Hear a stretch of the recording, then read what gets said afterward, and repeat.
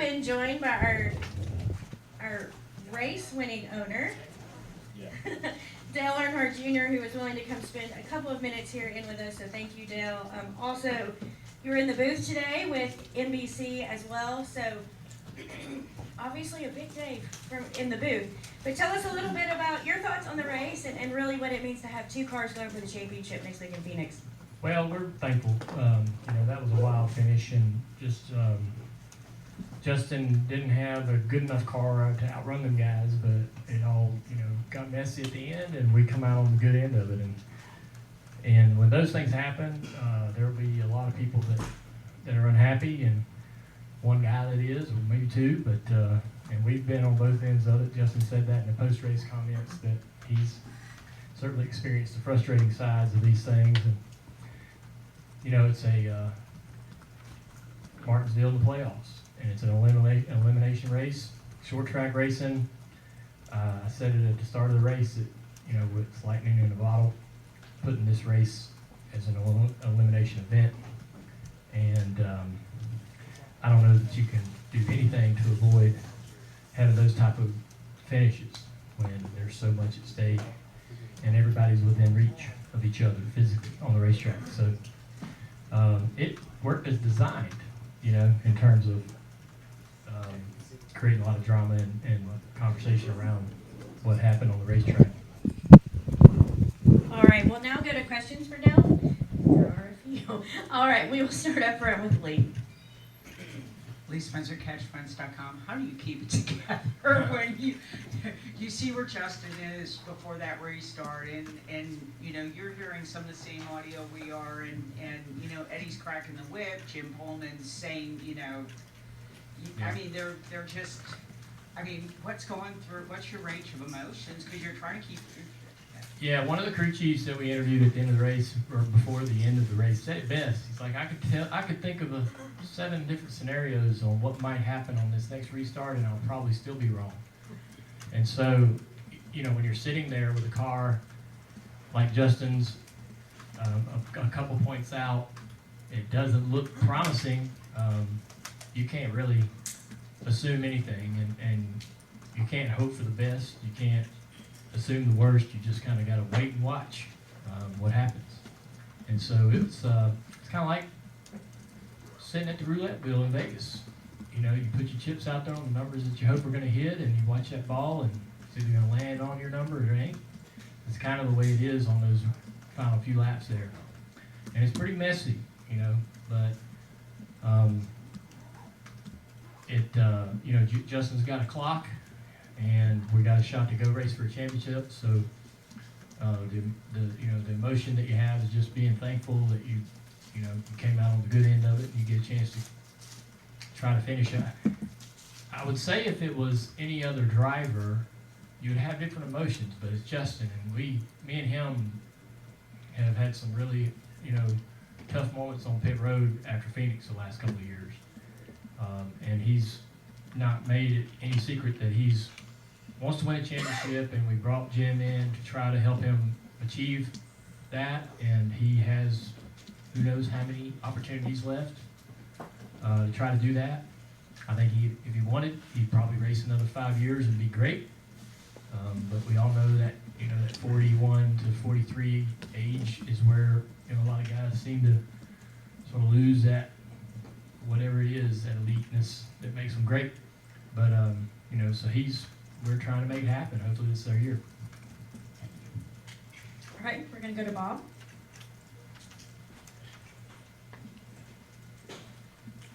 Bob Cockers, Fox Sports. If you were in charge of RCR, how do you handle that? Did you view anything of that as over the line, or when you're racing to get in, is there really almost no line in those situations? Yeah, I don't know what you do, I was sitting there thinking about that, talking about that in those final handful of laps. You got 2 sets of teammates sitting there with Gibbs and RCR, and you've got, arguably 2 or 3 of those guys out of that group that have to win. And what do you expect them to do, right?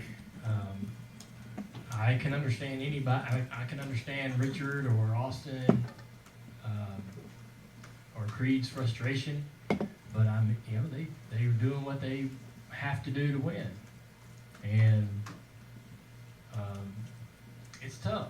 It's hard to the playoffs and the elimination races and everything puts us in those situations that we've never been in before with teammates.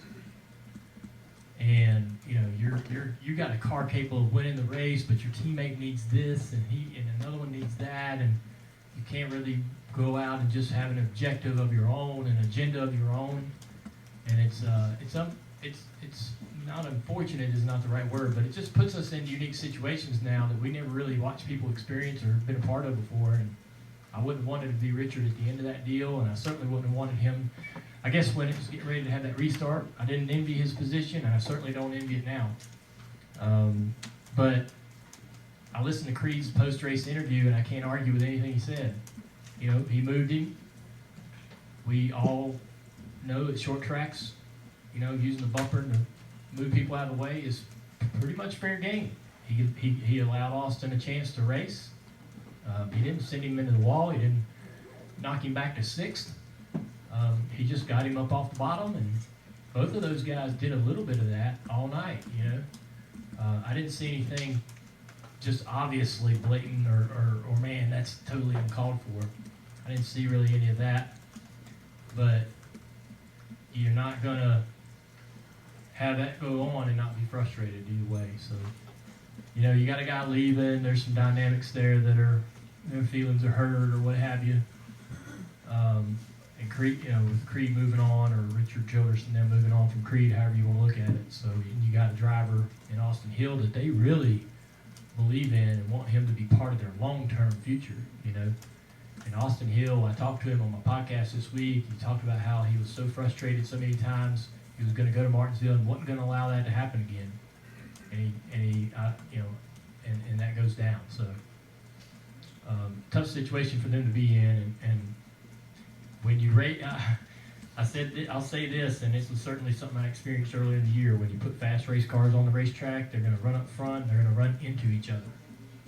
And you got young guys out there trying to make a name for themselves. They're not veterans. They're not old teammates that have been buddies for decades. They're young guys that don't really know each other that well, and they don't have a loyalty to each other. And that's what the Xfinity Series and Truck Series is about.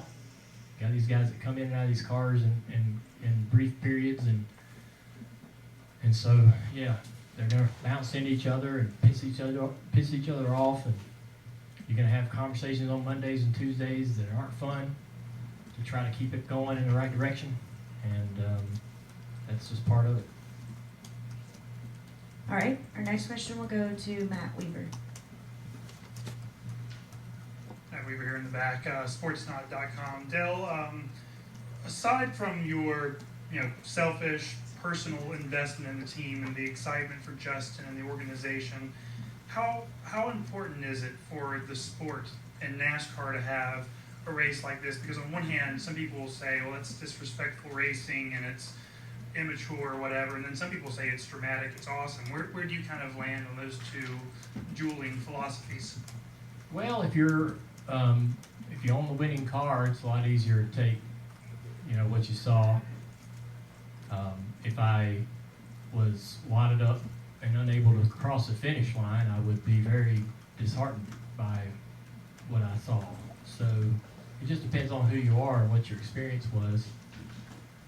I don't think anybody wants to see that style of finish every week, right? But you have to understand, this is when they made the playoffs, when they choose the races that are going to be in the rounds. It's made to create these moments, and so they picked Martinsville to be an elimination race to go to the next race is the championship. Martinsville ain't in round one, round two. It's here for a reason. It's at this race right now for a reason. Daytona is a final for the regular season. That was an intentional decision to put that race there, right? to create moments and create drama and make these drivers do uncomfortable things, and that's kind of it's frustrating sometimes because your driver ends up on the bad end of the deal, or we have an ugly crash across the finish line like tonight. Nobody wants to see all these cars crashing like that. But I don't know, we could have ran that 10 times and had different endings, and maybe not quite as crash filled there. But I don't think it always ends this way. But I don't know. I as a broadcaster and as a fan, I want to see the drivers in very uncomfortable situations, and I want to see their morals tested. And then to that point, how important is it that we get the cup product here to resemble more what we saw today? Well, we don't, I think that NASCAR's working hard. I said it today on the practice qualifying show, man. I applaud them to be able to get this tire here and choose to do this in a very critical moment, right? A lot of times when it's this far into the season and there's so much on the line, a different tire or any kind of change rule-wise is really shelved till next year, right? But they saw the urgency that everybody's been asking for, begging for on the short track program. It's got to get better. It cannot be what we've had over the last couple of years. They know that. They went to Richmond. They tried hard with a lot of really, really good ideas that they thought would bear fruit that didn't. But what they did hear from the drivers, they put into play, and all we've been told, all that I hear is, even if we do find the answer, to be able to get those parts and pieces to everybody takes this long process, right? So even if we do know what we need to do, it may not get implemented for another 6 months or 12 months. And so thank you for Goodyear and NASCAR for being able to try a tire that might be better. We don't really know till tomorrow. But watching practice and qualifying, how much it was rubbering the track in, I think that's a good thing. I want to believe that's a better thing than what we've had. The 3,000-mile tire is certainly not the answer. And so, you want that thing to wear out, you want it to rubber up the track, and you want the track to have all kinds of marbles and get slimy. And Blaney said it on his interview. He's like, I hope the track widens out, because that gives him opportunity starting where he is to pass. With the tire we've had, it's been right on the bottom, can't pass anybody. But if this track kind of widens out, you might be able to arc that entry to one and drive across the racetrack and drive up underneath somebody off the corner.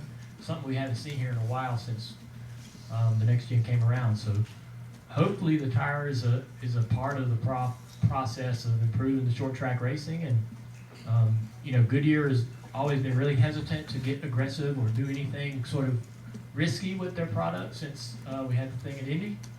I get it. They don't want to have problems on the racetrack because it's hard to sell tires to customers on the street. But thank you for the efforts they've had to try to improve things. Even if it doesn't work, I thank them for trying.